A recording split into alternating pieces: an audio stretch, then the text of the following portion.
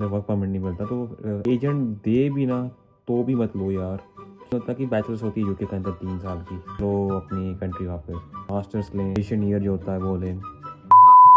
तो video start करते हैं। और आज जो टॉपिक है हमारा वो बहुत ही कि सीरियस टॉपिक है, लाइक कौन सी डिग्री हम लें, बैचलर्स लें, मास्टर्स लें या डिप्लोमा लें या फाउंडेशन ईयर जो होता है वो लें। सो स्टार्ट करते हैं इसी से। सो फर्स्ट ऑफ ऑल हम बात करते हैं डिप्लोमा की।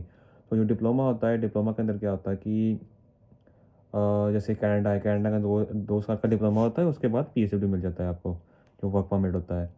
और यूके के अंदर क्या है कि जो अगर आप डिप्लोमा लेके आते हो तो आपको उसके अंदर वर्क परमिट नहीं मिलता। तो ऐसा है, आपने डिप्लोमा किया और चलो अपनी कंट्री वापस।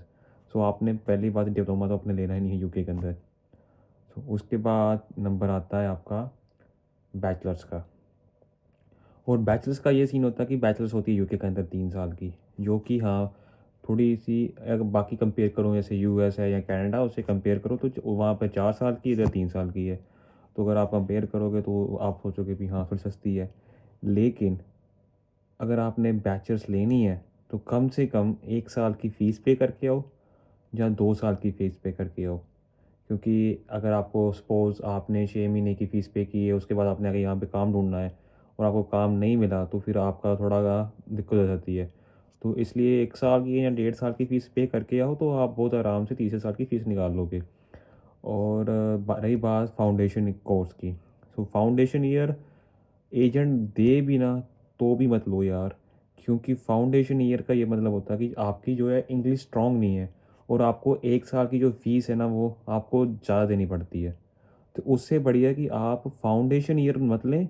हाँ, लेकिन अगर बैचलर्स लेनी है तो 1 साल की फ़ीस पे करके या 1.5 साल की फ़ीस पे करके जो तुम्हारा बर्डन थोड़ा कम हो जाएगा इधर आके। और अगर तुम बात करें अगर हम मास्टर्स की, नो डाउट मास्टर्स के अंदर ये है कि आपने 1 डेढ़ साल के अंदर आपकी मास्टर हो जाएगी, उसके बाद 2 साल का कोई वर्क परमिट मिल जाएगा, तो सॉर्ट आउट है। क्योंकि आपने 1 साल की फ़ीस पे करी की होती है 1 साल के लिए, और आपकी फ़ीस आपने 1 साल की फ़ीस पे कर दी है, 2 साल का कोई वर्क परमिट मिल रहा है।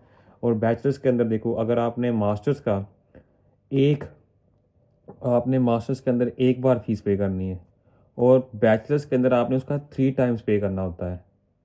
वर्क परमिट आपको वही उतना ही मिलेगा, 2 साल का ही मिलेगा। लेकिन आपने जो फ़ीस है वो आपने कम से कम भी 3 टाइम पे करनी होती है, क्योंकि 2 टाइम एक्स्ट्रा करनी होती है अगर मास्टर्स से हम कंपेयर करें। और दूसरा, आपने यूनिवर्सिटी अब देखनी है ना, तो आपने यूनिवर्सिटी ये नहीं देखनी भी यूनिवर्सिटी का रैंक क्या है या क्या है। आपने वो देखना है जिस यूनिवर्सिटी के अंदर फ़ीस कम है ना, तो आपने यूनिवर्सिटी वो लेनी है।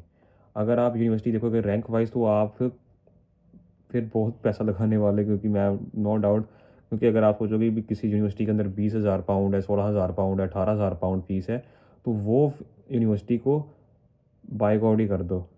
क्योंकि वो फ़ीस निकालनी बहुत मुश्किल होती है कभी-कभी। यूनिवर्सिटी बोलो इसकी फ़ीस हो कम से कम 10 से 14,000 बीच पाउंड के अंदर हो, स्कॉलरशिप लाभ लो के कम हो जाए।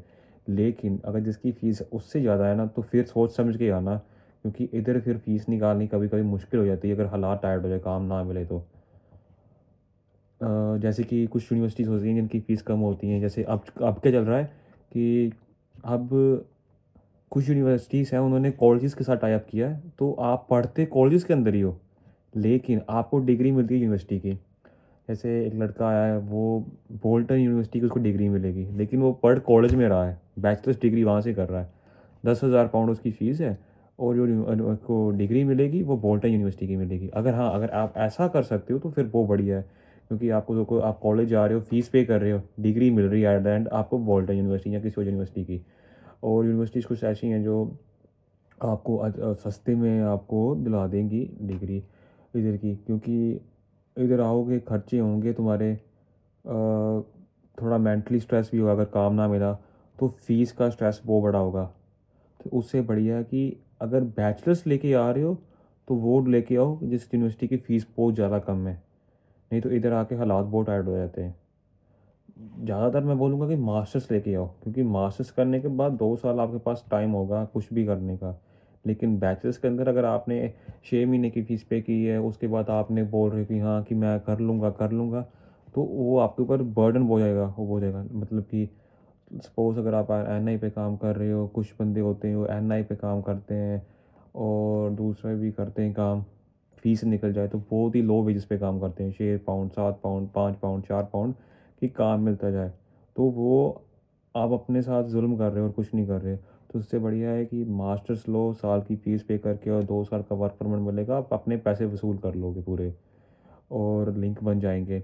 अगर आप बैचलर्स लेके आते हो तो कम से कम भी 2 साल की फ़ीस ऐसी रखना कि हो जाए। मतलब कि घर से साल की फ़ीस पे करके या 1.5 साल की फ़ीस पे करके आओ, जो उसके बाद 1.5 साल की को तुम खुद निकाल लो, जहाँ 2 साल की पे करके आओ, जो 1 साल की तुम 2 साल के अंदर तुम क निकाल लोगे। तुम्हारे पास 2 साल का टाइम होगा फ़ीस निकालने का।